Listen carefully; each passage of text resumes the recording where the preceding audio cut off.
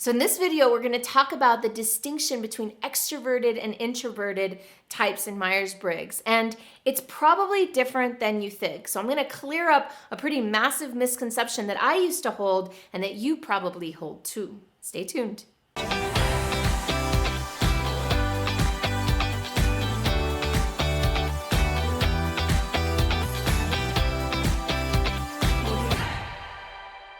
So the distinction between the preference for extroversion and introversion is often very much misunderstood. And in fact, before I became certified in Myers-Briggs, I had a completely different idea of what it meant.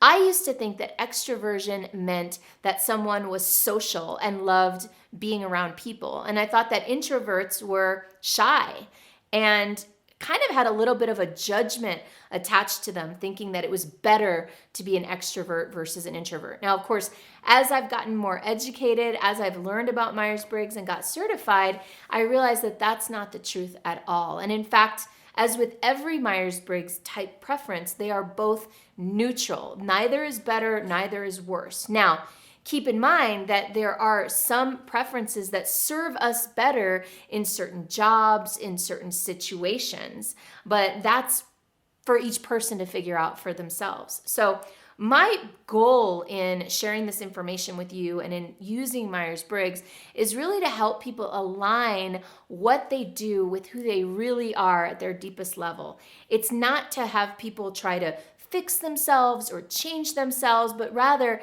to maybe change the world around them so that it's more congruent with who they really are. So with extroversion and introversion, one thing to keep in mind is that these original concepts, when Carl Jung first came up with extroversion and introversion, he actually spelled them differently than we spell them in our normal vernacular. Normally we spell them with an O, extroversion, introversion. But Carl Jung wanted to change it. He changed it to extraversion and introversion to basically kind of make up his own word, because he didn't want people to confuse what we already perceive with how he was using these words. So in his world and in the world of Myers-Briggs, who are the two ladies who developed the indicator to analyze preferences, in this world, extroversion is related to where we source our energy from. Some of us generally source the energy from the external world, and some of us source our energy from the internal world. Some of us prefer, remember this is about preferences, to focus on the world outside of us, and some of us prefer to focus on the world inside of us. Now, neither way is better than the other. There's no right or wrong way to be. Now, with extroverts, we can find, because that's my type, that the being outside in the world is very energizing, and that we prefer to keep our focus external, right? And then when we spend a lot of time in the external world, we can feel very energized and excited. Now, that doesn't mean that we don't need the introspective part of life, that we don't need some quiet time, that we don't need some internal focus time. We all do.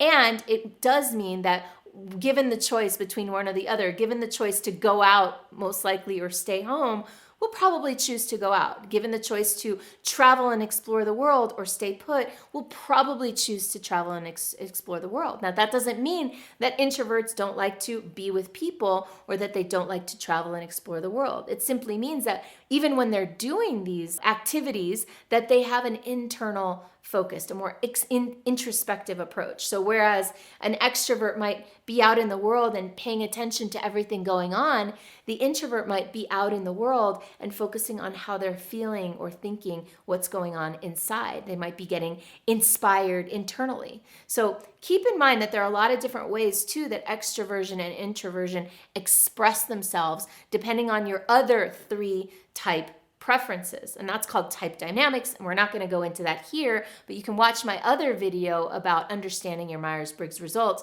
and that goes a little bit into type dynamics. So let's talk about the introversion, the introverted preference, and that preference generally is someone who prefers to focus on the internal world, more introspective. It doesn't mean shy, although it can seem shy to an extrovert.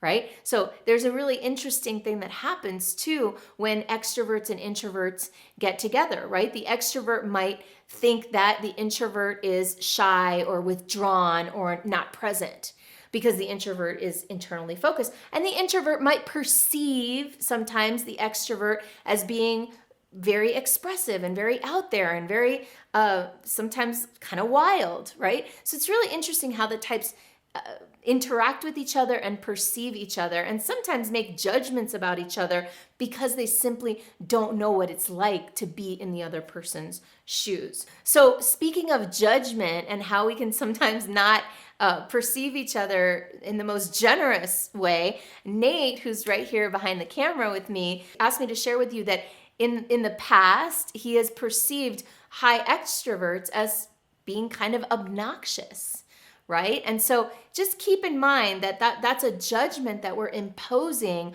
on a preference, on a way of being. And can you imagine what would happen if the whole world were full of introverts, Nate? If everyone were an introvert, maybe it wouldn't be as obnoxious, but it kind of might be a little more boring, right? So just keep in mind that it's really these preferences and the diversity of expression of preferences that makes the world such a beautiful and interesting place. So remember how I talked about how the extroverted types tend to like to be out in the world and the introverted types tend to like to be more introspective. Now keep in mind, the introverts, just like the extroverts, they have moments and they have times where they are extroverted. We are human beings after all, and human beings were evolved to socialize and belong and collaborate and co-create with other humans. So of course introverts like being with people, and it might look a little bit different. Generally, someone who has a preference for introversion might prefer to be in smaller groups of people rather than in big crowds. I'll give you an example. My mom and my dad, they're opposites. My mom is an extrovert, and so at the table at a dinner, you can always find my mom sharing her opinion, saying what she thinks, and educating everybody else on her point of view. And you can often find my dad sitting at that same table, not saying very much at all. And he still loves to be out. He loves to be in these environments. He loves to connect with other people, even as an introvert. He shows up in a different way than my mom does. And he's ready to go home at 10 o'clock at night. My mom could stay there all night chit-chatting with people and taking hours to get out the door saying goodbye, goodbye, goodbye when my dad's sitting there tapping his foot ready to go. So, they both love to be with people, and the way that they show up is different. So another thing you might be wondering is, once you know which one you are, and potentially once you even know the preference of someone that you're talking to or interacting with, how can you apply this information about extroversion and introversion? Well, if you're an extrovert chatting with an introvert, you might want to back off a little bit. Maybe slow down a little bit. Maybe take it down a few notches. Maybe not show up quite so big and quite so loud if you're in a one-on-one conversation, right? And one funny line that I remember is that if you don't know what an extrovert is thinking, you haven't been listening.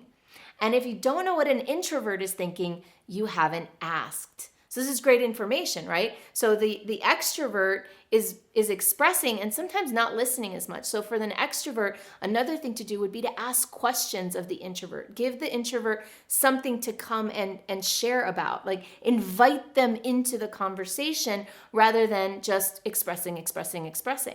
And with the introvert, another thing to do might be to put yourself out there and be a little more, more expressive, more courageous when you're in an environment surrounded by extroverts, so that your opinion, your knowledge, your expertise gets witnessed and shared. So, keeping in mind who you're with and who you are. So just having some self-awareness and some intentionality over what your objective is. If your objective is to really connect and commune with another human, and you're an extrovert chatting with an introvert, it'd be a really good idea to slow down and relax and listen and ask questions. And if you're an introvert, knowing that you're in an environment with extroverts, it would be a good idea to step into that courage and speak up and have your voice be heard. Because a lot of times the introverts who are doing all that internal processing have some of the best ideas that don't get heard because they get drowned out by the voices of the extroverts. I hope this video was helpful for you, and if it is and you want more